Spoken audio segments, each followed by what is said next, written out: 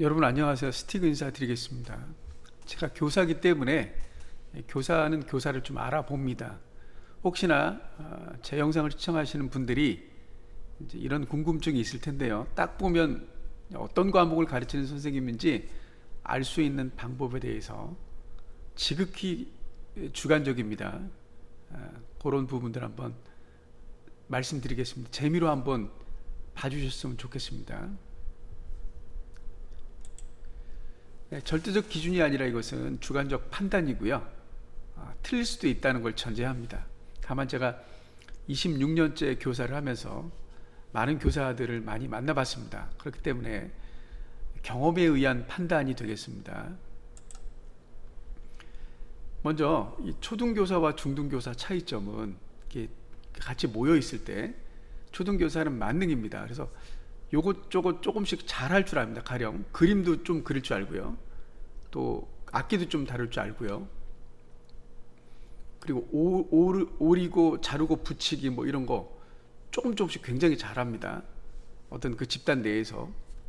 반면에 중등교사는 그런 분이 있긴 합니다. 간혹 가다가. 그런데 특정 분야의 전문인입니다. 가령 뭐 자연현상을 보고 분석을 한다든가 또는 뭐 사회현상을 보고 분석을 한다든가 이런 면에 있어서는 중등교사 티가 나는 겁니다. 그래서 초등교사와 중등교사, 그래서 초등교사는 만능인에 가깝다면 중등교사는 전문인이다, 이렇게 말씀드릴 수 있습니다. 또 이제 초등교사와 중등교사 차이는, 초등교사는 거의 교육이 아니라 보육에 가깝습니다. 그래서 떠먹여주는 그런 위치에 있기 때문에 자꾸 간섭하려고 그러고 지시합니다.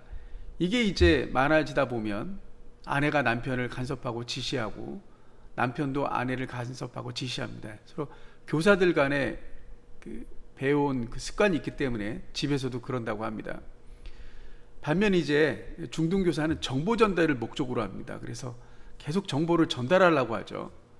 근데 요즘에는 이제 중등교사도 초등교사처럼 이제 보육과 교육의 경계에 있습니다. 이게 가르치는 게 아니라 잘 자라게 해준다는 거죠.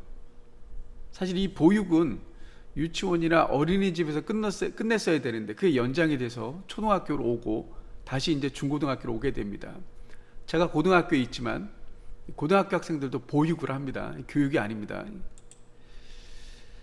다음 이제 중등교사 각 과목별 특징입니다. 중학교 고등학교 교사는 자기 과목이 있습니다. 국어교사는 독서를 많이 하는 편이고요. 다방면의 지식이 많습니다. 그 지식이 많다는 건 어휘를 통해서 알 수 있고요. 그 사람이 사용하는 어휘.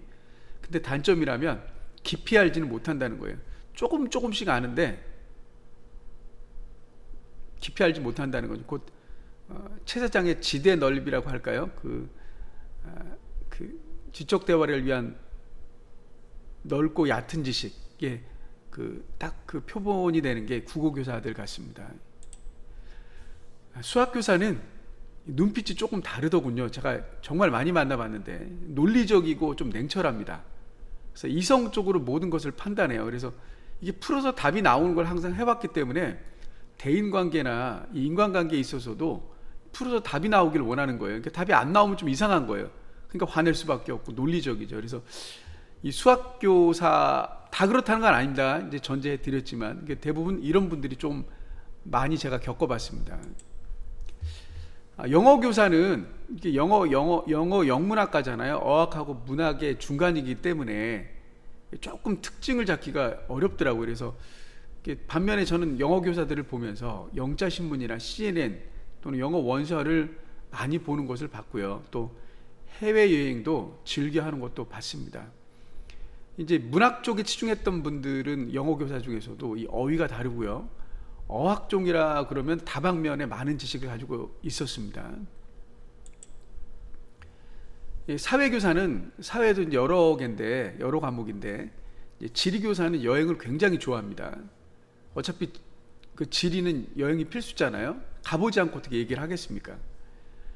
일반 사회는 정치 경제 등 사회적 이슈에 굉장히 관심이 많습니다. 그래서 끊임없이 뉴스를 접하고요. 나름대로 의견을 제시합니다.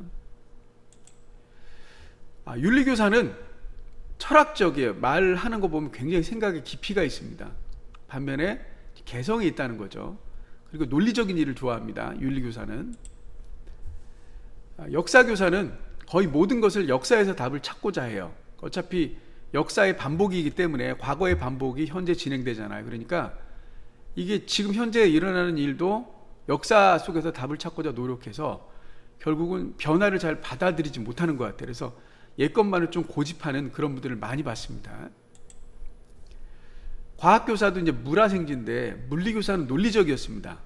그래서 수학교사와 유사하게 이해가 안 되면 상당히 힘들어하는 걸 봤고요. 화학교사도 이런 실험을 통해서 어떤 데이터를 끄집어내야 되기 때문에 논리적이었습니다. 생명과학 교사는 예전에 생물이라 그랬죠. 동식물에 관심이 상당히 많았습니다. 그래서 어디 MT를 가거나 어디 가더라도 식물이나 동물에 대한 관심이 상당히 높았고요. 지구과학은 제가 느끼기에는 많이 없어요. 지구과학 선생님들이 그냥 평범하다고 말씀드릴게요. 자, 음악교사는 성악과 기악으로 나누는데 성악하신 분들은 목소리가 좀 남다르더라고요. 특히 남자 같은 경우는 이렇게 베이스를 하신 분, 바리톤이나 테너 하신 분들은 목소리가 굉장히 좋습니다. 그래서 목소리 좋으신 분들은 거의 음악교사일 확률이 높고요.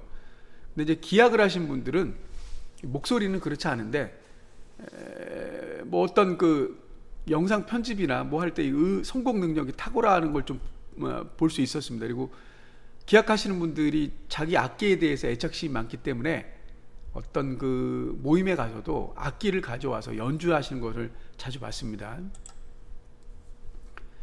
미술교사는 글씨체가 상당히 개성 있습니다. 글씨를 굉장히 멋있게 쓴다 그러죠. 뭐 동양화를 했던 뭐 서양화를 했던 아니면 조각을 했던 판화를 했던 간에 이런 분들 보시면 자기 주장이 굉장히 강한 편입니다. 자기 미술 작품에 대한 개성이 있기 때문에 굉장히 자기 주장이 강한 편입니다. 미술교사는. 체육교사들은 일단은 이 몸매가 균형 잡혔습니다. 균형 잡힌 신체입니다. 거의 보면 배 나온 분이 거의 못 봤습니다. 저는 이 탁월한 운동신경으로 거의 모든 스포츠를 섭렵했습니다. 그래서 전혀 해보지 않은 스포츠인데요, 조금만 하면 이미 했던 분보다 더 잘하는 그런 운동신경을 가지고 계신 분들이 많았습니다. 전문 상담교사가 있는데 이분들은 일단은 남의 이야기를 경청합니다. 그리고 끊임없이 10대를 연구하는 걸 많이 봤습니다. 진로진학 상담교사도 있죠. 혹시 상담교사인지라 남의 이야기를 경청하는 것을 많이 제가 봤습니다. 그래서 이런 건 다른 타과목 교사들도 배워야 되지 않을까 이렇게 생각을 해봅니다. 그래서 중학교 진로진학 상담교사는 직업에 대해서 그리고 고교 입시에 대해서, 고등학교 진로진학 상담교사는 직업과 대학 입시에 대한 전문가들입니다. 제2외국어가 이제 중국어, 일본어, 베트남어, 러시아어, 스페인어, 아랍어, 프랑스어, 독일어 이렇게 있습니다. 현재. 근데 이제 일단은 제2외국 교사들은 일종의 피해의식이 조금 있었던 것 같아요. 이제 영어에 비해서 시수도 적고 혼자이다 보니까. 그래서 독립심이 굉장히 강하다는 것을 봤습니다. 한문교사도 이제 여러 학교를 돌아다니시면서 순회교사 하시면서 이제 또 한문 이외에 다른 과목도 가르치십니다. 그래서 이제 홀대받고 있기 때문에 일종의, 그래서 또 한문교사가 각 학교마다 거의 혼자이기 때문에 독립심이 굉장히 강한 것을 볼 수 있었습니다. 기술가정교사는 과거에 기술교사, 가정교사 이렇게 나뉘다가 한 과목으로 묶인 겁니다.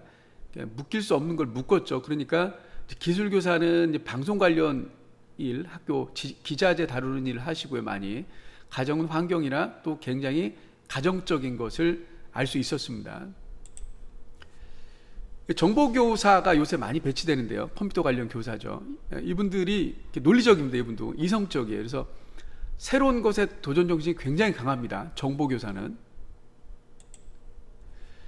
특성화고 과목 교사들도 있습니다. 그래서 기계, 전기, 전자, 화공, 미용, 요리 등이 있습니다. 이분들하고 얘기해 보면 거의 취업에 대해서 이제 많이 말씀을 하시더라고요. 학생들 취업, 뭐 취업, 그래서 취업과 생활지도 얘기를 많이 하신다. 그러면 특성하고 선생님일 확률이 굉장히 높습니다. 다시 한번 말씀드리지만 제가 드린 말씀은 절대적 기준이 아니라 주관적 판단이고요. 26년째 교사를 한 스티그의 판단입니다. 어쨌든 제 이야기에 귀 기울여 주셔서 감사합니다.